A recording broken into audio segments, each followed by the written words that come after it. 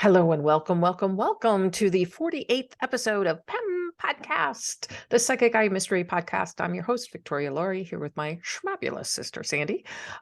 We have a really interesting case today. I am fascinated actually by this case. Like, I'm really quite fascinated because even for me, it's not necessarily super clear, which will be, yeah. Like, I have my opinion, I have my thoughts, but we'll see. We'll see. I don't have a book to promote today. They're over there. The books You've stopped on the writing. shelf. You've just stopped writing. I'm done. I've been so buried. We took a 2-week hiatus off last week, or the week before, or whatever. And I've been buried, you've been buried. So we're a little tiny bit brain dead, I think. I finally submitted a manuscript I've been working on kind of nonstop. Fingers crossed, sequel to When. For those of you that are When fans, this will be the sequel. So we'll see if it gets picked up by a publisher. And if it doesn't, I'm just going to self-publish it because it's a damn good book. Anyway, okay, so I do have an anecdote. I have a really cute anecdote, actually. So I was reading for a client, and her father came in, and when they barrel into me, they are so excited. They're super enthused and very, very excited to kind of connect. So I knew her dad was going to be talkative, which is always the goal, right? Is to try and invite someone in who's going to jabber at me. And so the first thing he showed me was a newspaper, and that usually means that they were written up in the newspaper. So I asked her, I said, was your dad ever in the newspaper? Was he ever written up? Was there an article about him in the newspaper? And she and her family used to live in Alaska. And she said, well, actually, there was one article about my dad. He was an air traffic controller. And there's a famous prank that was that was pulled on a town. Apparently, there's an somewhat active volcano in Alaska. And so her father, who was their traffic controller, allowed for a guy to take up into a plane a ton of used tires. And he flew it over the volcano and dumped it in so that all this smoke would be generated. And people would think, they all panicked, thinking that the volcano was about to explode. And it was just a prank, right? So he got written up in the newspaper. And then his dad's just kind of her dad's continuing to give me a little bit of proof here and there. And he put on her head a tiara and a sash across her. And I was a little bit hesitant because the night before I had read for a client who was having her 50th birthday party. And her, I think, grandmother was in and had put a tiara on her head. And I'd asked her, I said, for your 50th, because she was planning this huge party, for your 50th, are you going to wear a tiara? She's like, oh, I'm going to pull out all the stops, right? So to see a tiara then the next night, I'm like, oh, I don't know, is this another metaphor? But he kept drawing my attention to the sash. So I finally worked up the courage and I said to my client, I said, were you ever in a beauty contest? And she went immediately bright red, like just right. And so embarrassed. She's like, I can't believe my father brought that up. So in high school, she was a beauty queen. And he kind of said it like, you can sort of feel when they are giving you information that's kind of the family joke, because there's like a feeling of humor with it. So he was absolutely outing her. He was like, she's my beauty queen, which I thought was really adorable. So be careful what you do in this life, because the dead will remember, and then they will out you to a medium someday. I'm in not trouble. Worried. Yeah, I'm in big trouble. Yeah, exactly. We're all in big trouble, basically. So that's the anecdote for the day. All right, Sands, take it. This was such a fascinating case. So take it away. Okay, so I got intrigued by this story based on a Dateline episode that aired in January entitled The Bad Man. And I ended up recording the episode because I was like, could be somewhat interesting. And then as I dove into the case, trying to find some research, like you, I found this to be very compelling. So it's called the Brighton Axe Murder, and it's about Cathy Krauseneck. And on February 19th, 1982, Brighton, New York police officers responded to a 911 call at the Krauseneck residence on Del Rio Drive and entered the well-kept two-story home. In the upstairs master bedroom, they found 29-year-old Cathy Krauseneck dead in her bed from an axe blade embedded deeply in her forehead. For 40 years, this unsolved case remained cold until the fall of 2022, when Cathy's husband, James Krauseneck, was tried and convicted of murdering his wife. What led to the devastating murder of Cathy Krauseneck on that frigid Friday in the quiet suburb of Rochester, New York, and the ultimate conviction of her husband for the crime 40 years later? Well, hopefully Victoria can shed some light on that.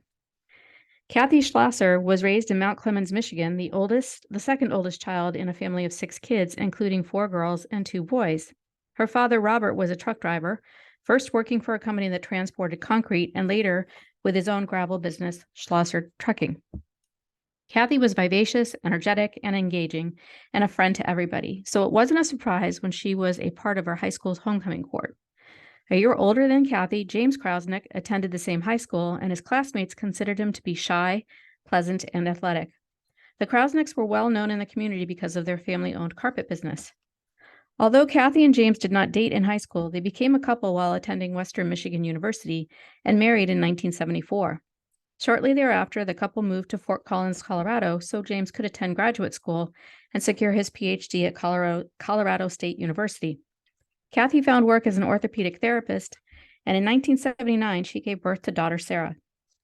After James finished graduate school, the young family moved to Lynchburg, Virginia, where James was an assistant professor of economics at Lynchburg College. 2 years later, James jumped at the chance to work for Eastman Kodak in Rochester, New York, as an economist because the position paid significantly more than what he was able to earn teaching.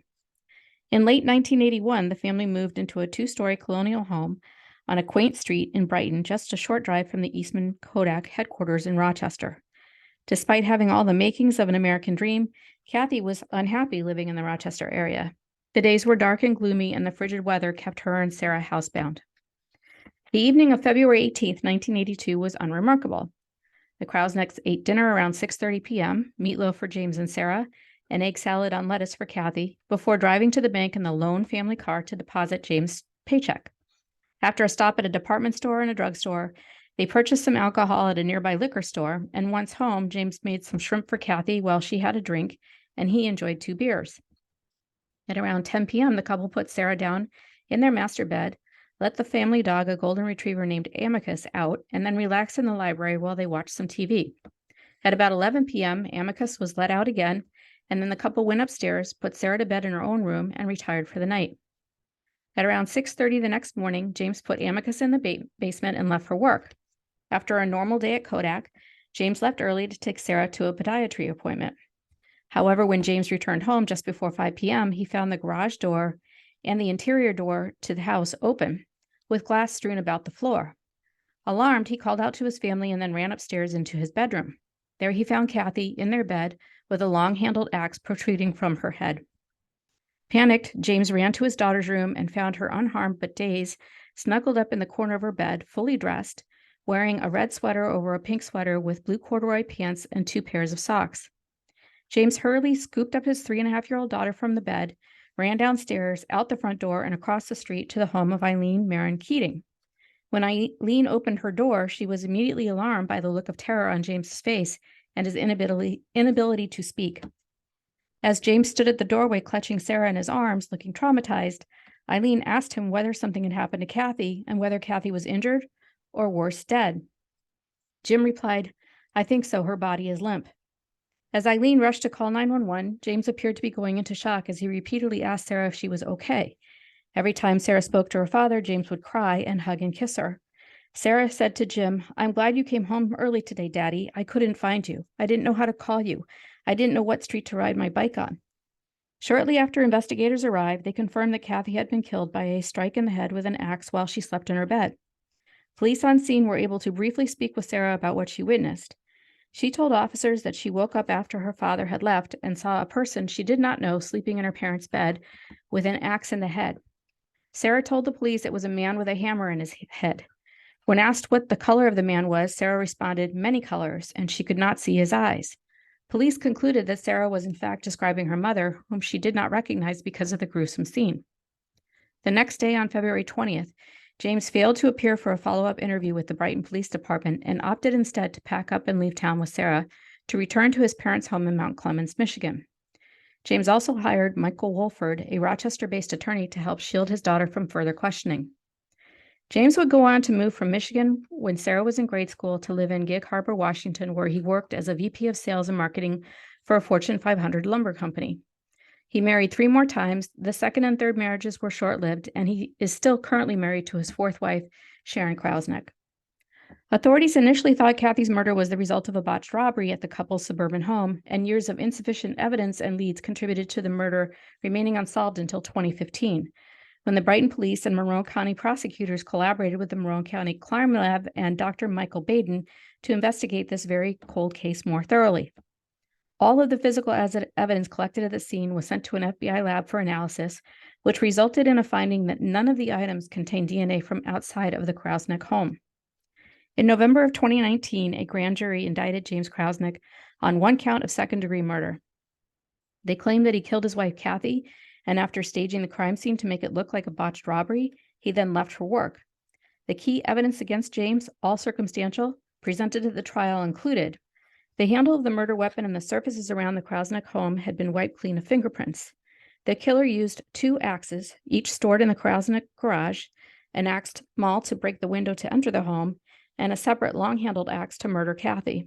The use of 2 axes to commit a crime seemed illogical to prosecutors.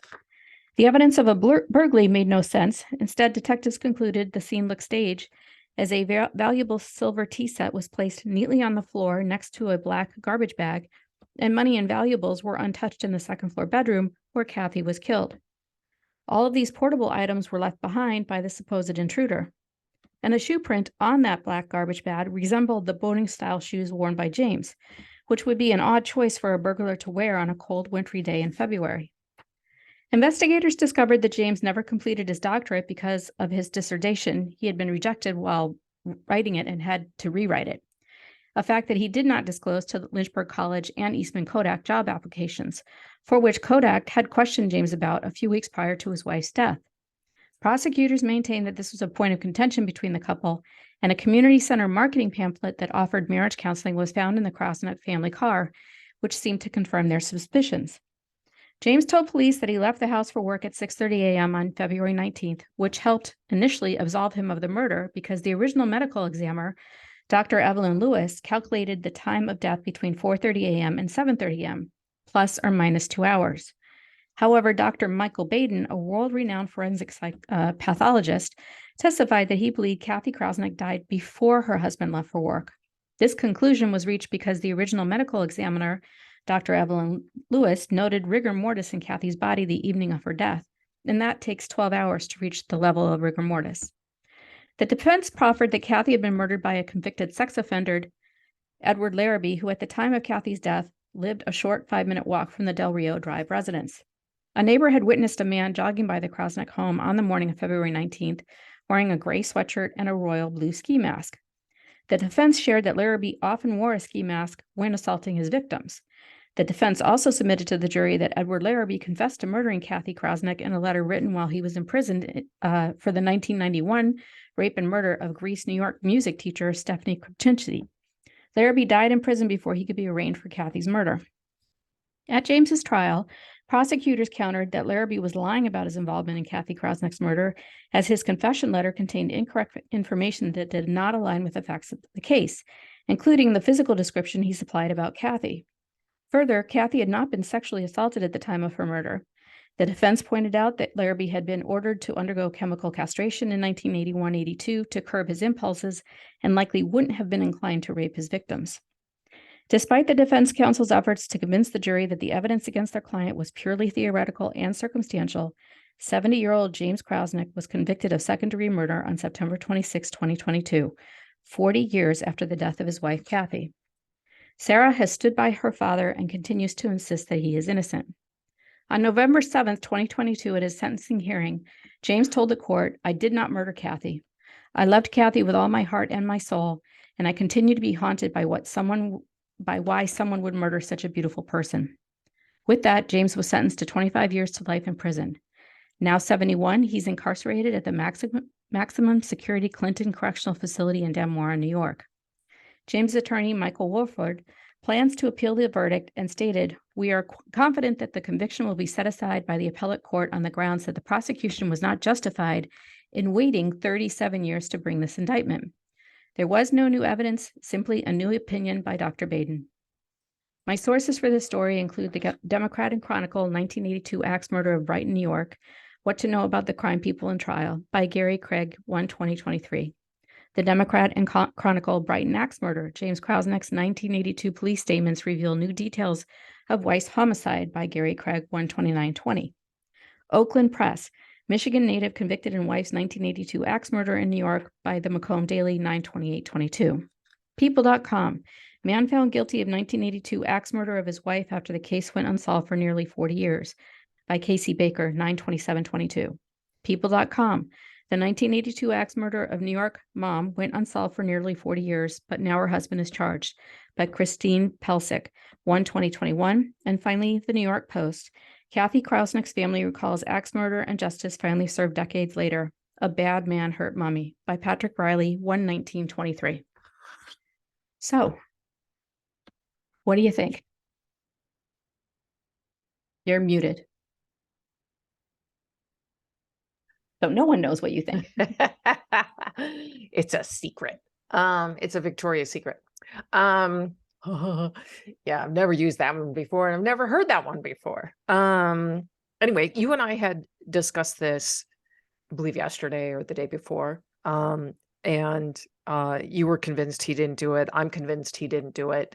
There are a couple of things that have been noted in the casework that you picked out. Like, one of the things that I question if he'd been this mastermind of this crime, right? So I'm assuming this man has no previous history of being violent towards his wife or wives, right?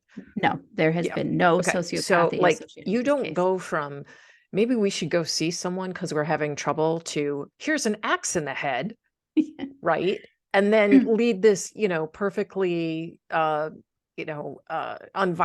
calm, peaceful life for the rest of your life. Let me just clarify that pamphlet that the prosecutors were illuminating was actually a multi-service pamphlet that was promoting a community center that was nearby. Oh, I gotcha.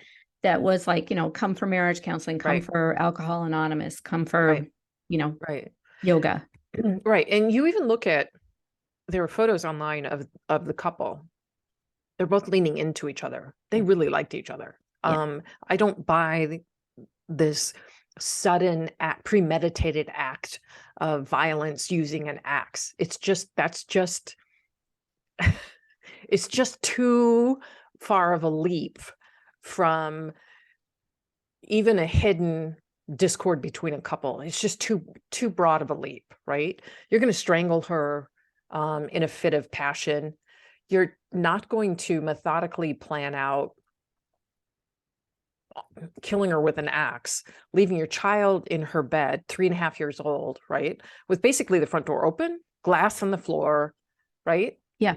All of and that. I believe his daughter had also commented that when she went downstairs to try and get something to eat, she saw glass on the floor and she didn't know where to walk because she knew glass on the floor was a problem. So that's why she spent her day in her bedroom hanging out with her dolls, not sure what to do.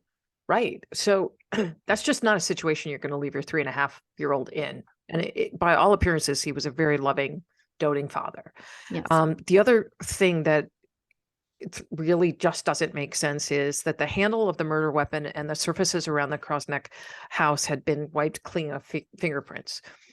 If he did it, why wipe the surfaces clean? He lives in the fucking house. There's no reason to wipe them down. There's not even a reason to wipe down the axe handle because he owned it. Yeah. So that's just a detail that is one leap too many for me. With this guy, people are their patterns. People really are their patterns. Even if you try and change, if you have a bad habit, if you have a bad, quirk that you're trying to work on, you still at times fall back into that pattern. And these are things, patterns are things that people recognize and notice about you, because all of that goes into determining your character. So I'm really, really not buying it, because this is such a deviation from the patterns that he had established in his life and afterward. The other thing was where they were like, well, it's weird that a killer would use two axes, one to, knock the door in or the glass out, and then the other one to kill her. Well, my theory is that this was someone, I'm not sure if it was Larrabee or not. I'll be honest with you. I didn't get the version stands where he was walking in the neighborhood with a ski mask. Somebody saw, it wasn't that they pinned it on Larrabee that way, but one of the neighbors did see someone jogging by with a gray sweatshirt and a blue hockey mask on. Yeah. So was it Larrabee? We don't know. Okay. Because I didn't get this, boom, it was Larrabee right away. But I did tell you yesterday when we were talking about it, I said, I feel it was a kid. I feel it was someone between the ages of 17 and maybe 22 who honestly just wanted to know what it was like to kill someone.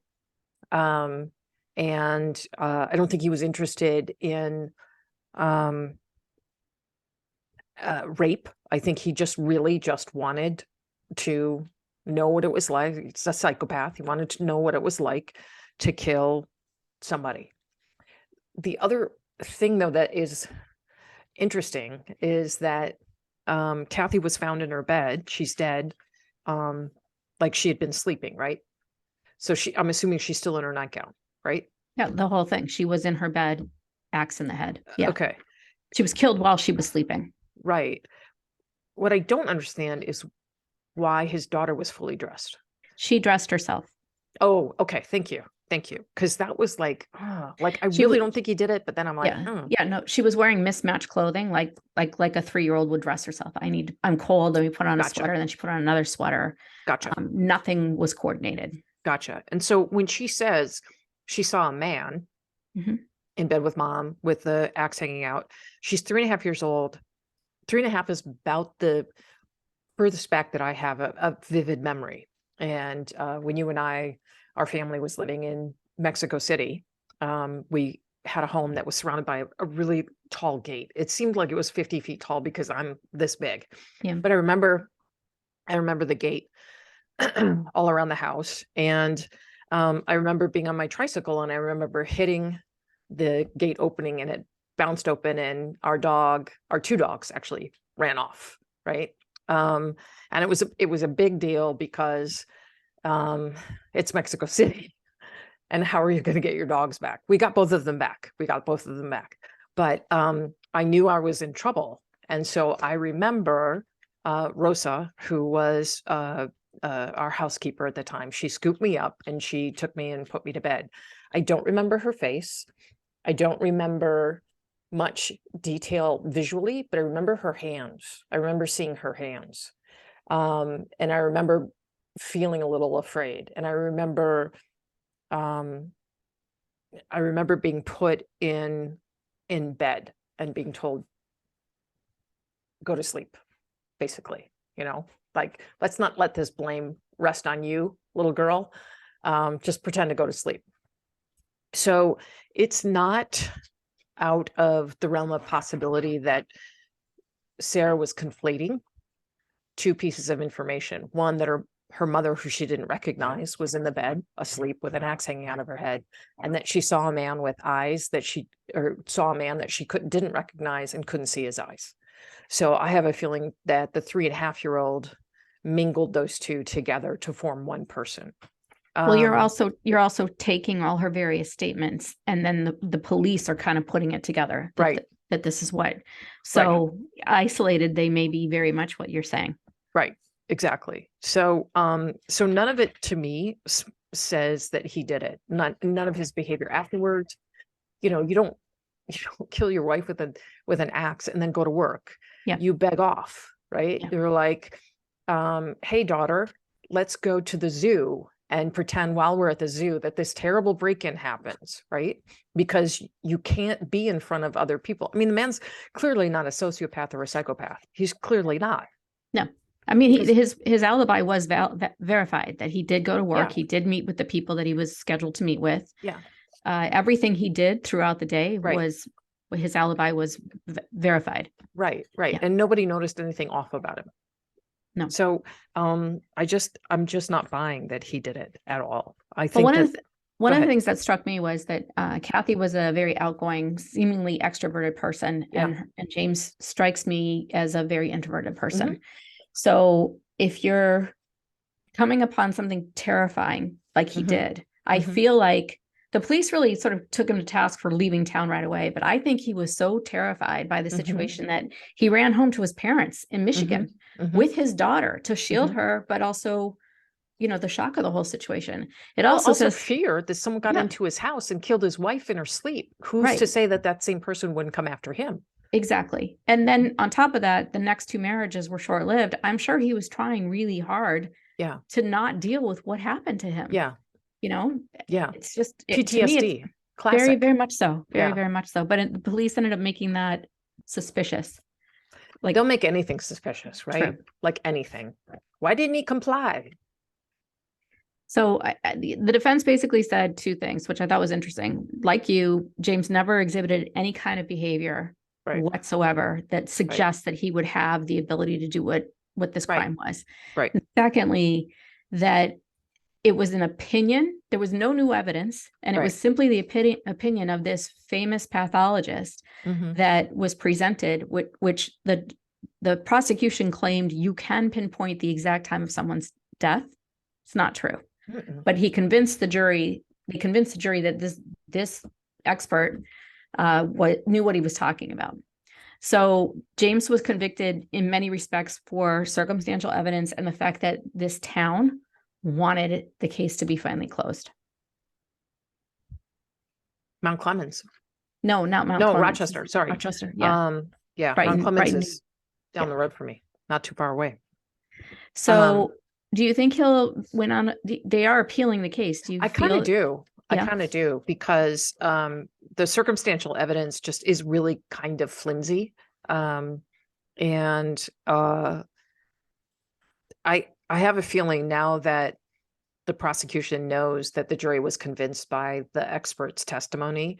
You can basically find an expert that will testify, you Right. know. So that guy's expert testimony was believable. I find it interesting that the original ME medical examiner had a different opinion, and it was a woman. Yeah. I wonder if it had been a man, if that would have been, you know me. Women aren't believed. They just aren't believed ever. I really Drives me think that crazy. the prosecution really wanted to have a solution to this case. And so they were going to find anybody to kind of Right. corroborate their theory of what happened. Right. But it's just a theory. Right. There's no hard evidence to point to it. So, Right. the other really sad thing that the Dateline episode, and, I encourage anybody who's interested in this case to watch the Dateline episode. But the thing that kind of was heartbreaking was when James brought his daughter, Sarah, back to Michigan, and she was there for a couple of years. She's got very, very close to his mother. Mhm. Her mother's family also lived in the same town, but there was a shielding there, and I think James did it so that they wouldn't question her about what happened to her mother. Right. But this distance grew, and it left the family, Cathy's family, really frustrated that there was this distance with their niece and their granddaughter. Right. And then James moved everybody to Washington, D.C., and his parents actually went with him to not DC, I'm sorry, to Gig Harbor, Washington State. And so I think he was surrounding himself with people that he knew he could trust and protect his daughter, not his secret, just this tragedy that had happened to him. Yeah. But unfortunately, Cathy's family feels he is responsible. And her 95-year-old father was there at the trial and felt very victorious over the fact that his son-in-law was held culpable for his daughter's murder. Because he's been convinced, right? Yes. He's been convinced by the prosecution. We've got a case. We'll nail him. Your daughter's, your daughter's murder will have justice finally. Yeah. And whoever did it got away with it. There's just too many in discordant parts of this to kind of lay at the feet of him. at the feet of James. It's just, you don't deviate from your patterns that dramatically and that violently without Yeah. someone else noticing. I just You just don't buy don't. you. I don't buy you leave your 3.5-year-old in the house. Right. And then I don't buy that you're that good of an actor to run to the neighbor, completely panic stricken, crying, going into shock if you committed this act. You don't commit that act, go to work, act normal all day, Right. then come home and act Right. completely. Especially if you're an introvert, honestly. No. Truly. An extrovert, I could see that kind of, an actor kind of doing that, a sociopath, a psychopath, maybe, but I don't think he is. Like, there's nothing about him that seems like he has that kind of an agenda.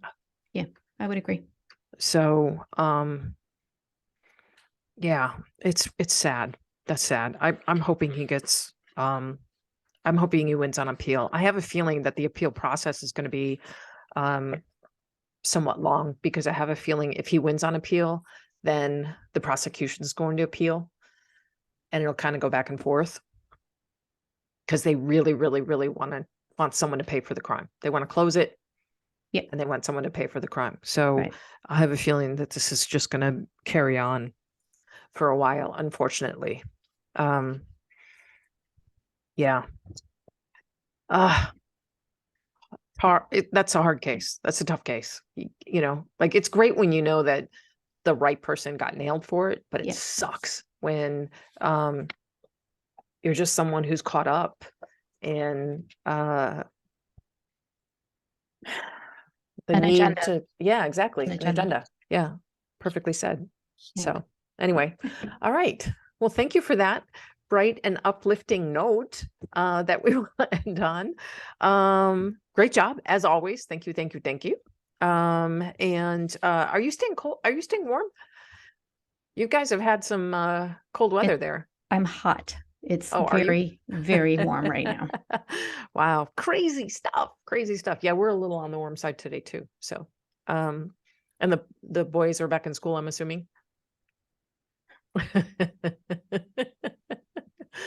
Oh, the joys of my nephews. We love them.